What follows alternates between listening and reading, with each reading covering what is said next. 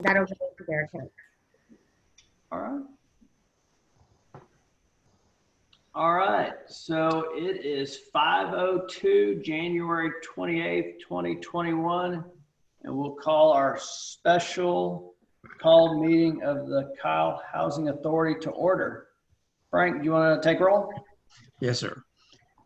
Ms. Lopez, Present. Mr. Salazar, Mr. Kaufman, Present. and Mr. Harper's here. Yes, sir. You have 3 members, sir. You have a quorum. Perfect, perfect. All right. So then I think I'm trying to find my agenda. I don't think I ever got a copy of it to walk through it, and I don't see it on trying to find it on the Kyle website. Frank, what do we have next on the agenda? Are we doing public comment? That's next on the agenda. Jerry said they did not receive any emails. Okay. We don't have any. We'll open public comment at 5:04. And since Frank said that they have no emails, then we'll close public comment at 5:04 as well. Okay. Next on the agenda, we have executive session. All right, perfect. How about this, Frank? Why don't we, just in case we want to give David a little extra time to jump on, let's skip in the agenda to go down to the action item on the audit. Very well. Did you, by any chance, receive the engagement letter that I forwarded to you by email? Yeah, I got your email. I haven't read it yet. Okay. The Rocha CPA, who's done our audits the past few years since I've been here, sent an engagement letter. The amount is $10,500, and he's going to charge us in increments, so much to start, and then halfway down, and then towards the end. And the engagement letter should start in January, and he's already sent me letters to send out to Erlab Accounting, and I'm getting ready one for the banks, and then we need to send a letter to all the board members and other people that have any kind of financial fiduciary responsibility with the housing authority. So it has more or less started, so to speak, because we have to turn it in by March 31st to HUD to be put into the system. Yeah. All right. So so I'm looking at our packet. I was able to find the meeting agenda, but I don't see an actual motion in a packet. Does it? No, I don't. So then are we allowed to, I guess we just. No, it wasn't posted, so we won't be able to. Well, it has auditor's engagement letter. Sorry, I see it. Consider impossible action. It does. Yeah. Okay. So we just don't have. Yeah. But here's my question. Are some of the discussions we're having today, will any of that affect what we do or who we use moving forward? Well, and so I think with this roadshow, they're going back to do last year's. Okay. So it will be in the past. It's June 30th, 2019 through December. Through the end of June. Is Yes. July the 1st, 2019 through the end of June 2020. Okay. And when is it due, Frank? For HUD's purposes to be inputted into the system by the auditor, he has to be done by the 31st of March. March 31st. Okay. Yeah, I mean, yeah, Michelle, I think it's a good observation, but I presume that we need to kind of engage to get that going. Brad Kaufman may have I don't know if he has any reservations. That was kind of my thoughts whenever the conversation started with Frank was how does this affect any future actions we may take regarding an agent? And I'm not sure there. I'm not sure from a CPA perspective. I know there's probably something regarding a bookkeeping or something, but I don't know from a CPA perspective. I think we're probably, if it's previous, and I didn't see that it was previous. So we're probably good because it's stuff we have to go ahead and attend to. Anything moving forward, I think my initial impression was that this was something we would start now moving forward, and that was my concern. So I think my concern's okay. Awesome. All right.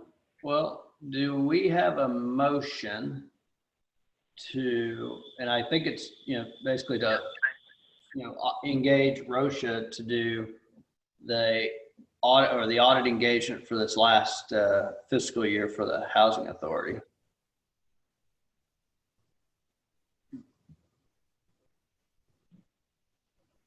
So moved. And just to clarify, so it is to engage the Rocha CPA firm to conduct the audit from 2019, 2020, that fiscal year, correct? Yes, ma'am. Yeah. Yes. All right. Do we have a second? I'll second. All right, perfect. Brad, second. Any opposed? Hearing none, that item passes. For the collective group, do we want to listen to, Frank, I think you said you're just going to email out the financials because they weren't included in the packet, correct? No, I just got December's in the mail yesterday. Okay, so we're not going to do item number 8, which is financials. Yes. And I'll send that out to you all Monday. All right. And then, Frank, do you want to talk through occupancy reports, or is that just a holdover on the old agenda? It's a holdover, but I do have something to share with you all. I got a call from one of my tenants at P. Dressen, and the lady told me that she saw some kids walking out of an empty apartment, a vacant apartment. So as I had time that day, I went over there, and the door was unlocked, and I was curious why it was unlocked. And as I walked in, I noticed they had punched holes in the sheetrock in 2 rooms. The 2 rear bedroom windows were broken in. The glass was all inside the apartment, not outside. And there was a couple of toys in there, and looked like cracker crumbs. And there were some marks on the floor in the hallway. It appears to be like it was some sort of riding vehicle, like one of those little cars kids push around in. And I scared it, and I contacted somebody to come board up the windows. But before I did that, I called the police to make a report. They came over and they took photos, and they're waiting on me to give them estimates of the amount of damage. I'm going to get a contractor to come in and give me an estimate so I can provide it to the police. We're not certain who it is. The lady was interviewed, the lady that saw the children coming in and out, told the police that they were young kids. They were not like teenagers. There was one that looked a little pudgy and bigger than the rest. And she was willing, to give. That's all the information she had. She didn't know to what what units they belong to.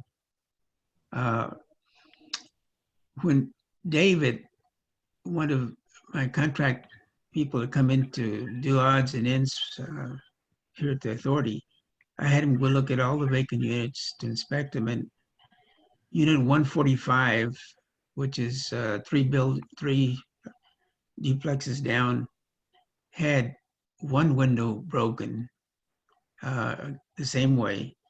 There was no damage inside the unit. That's a make ready. We haven't done much to it other than paint it.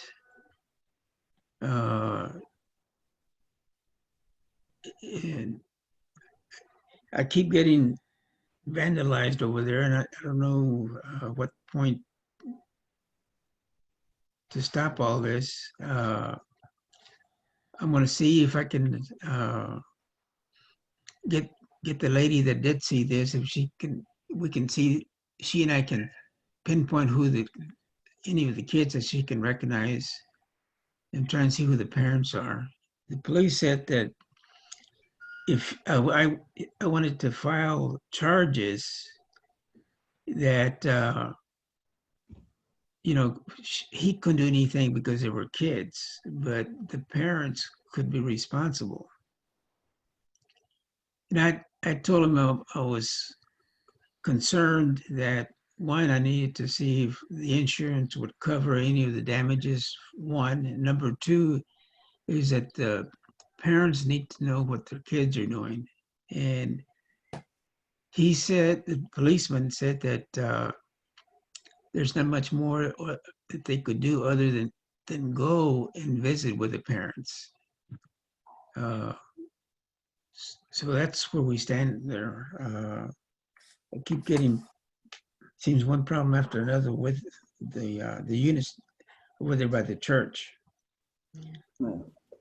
Here at Charles Young, we still have some vacancies, and that we have a problem. I think I don't remember if I mentioned it to you right now, that the inspector came to do a gas check. That passed. However, he wouldn't release it until we put carbon monoxide units in the apartments, and he made us. He also wanted exterior bibs put on the exterior faucets. He wanted a ladder so he could go up in the attic. And a couple of other things that have never come up in the time that I've been here. Apparently,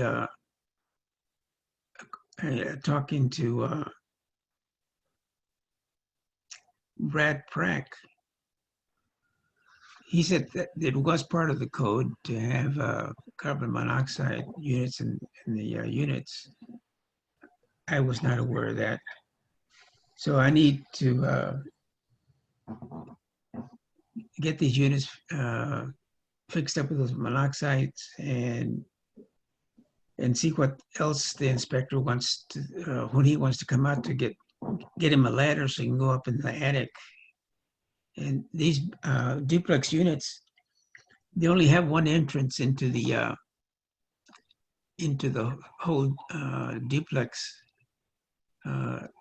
So I might have to go he might have to go through an occupied unit to check the ceiling, I guess, for the HVAC system to see everything's okay. Yeah, awesome. Well, Frank, I just want to let the group know that we got Commissioner Salazar Davis joined us. And, Okay. I think since David's here, I'd say we recess to executive session and kind of get back on the agenda, if that's okay with the collective group.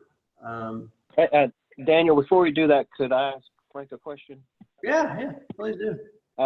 Frank, have we ever asked the Kyle Police Department for additional patrols or more patrolling during like times when kids are going to school, kids are getting home from school, or evening hours? And have they been acceptance of that, or?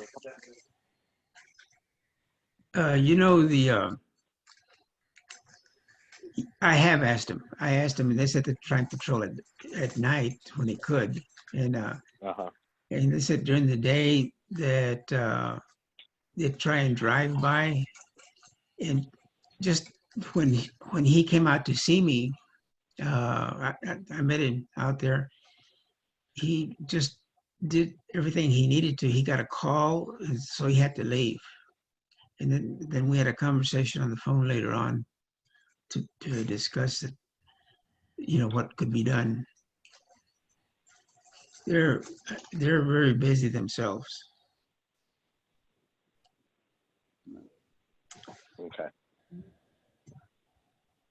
Well, Brad, if you're satisfied with that, I'm going to move us to executive session at 5:18 p.m. and I'm going to create a breakout room, and hopefully the group can make it.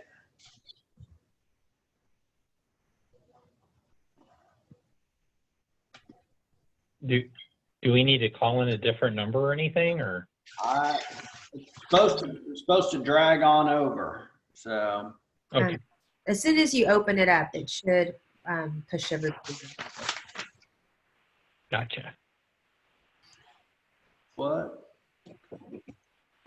There we go. Just press join. Okay, well, I've got 2, 3, and now we just need Frank, I think.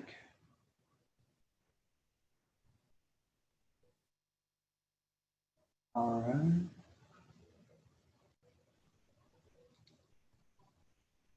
Hello? Hi there. Hi. I think we got Hello? Yes. Brad here. Brad Prack. Hey, yes, I am here. Thank you. We're all coming back. I think we just missed Brad Kaufman.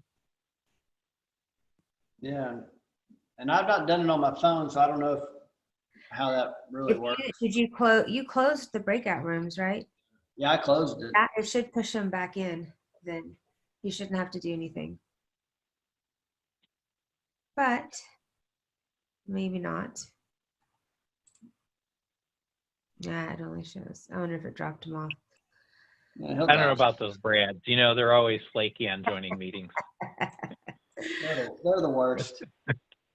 And it come back in. No. Yeah, he's on. He's on. There he is. All right. So it is, Frank, for the record, it's 6:14 p.m. We've returned from executive session. No actions have been taken, no decisions made, and we will move forward with the agenda. I think next on the agenda is the approval of the minutes, but we didn't get minutes to approve, so we're now back to considering possible action. Next item is external management.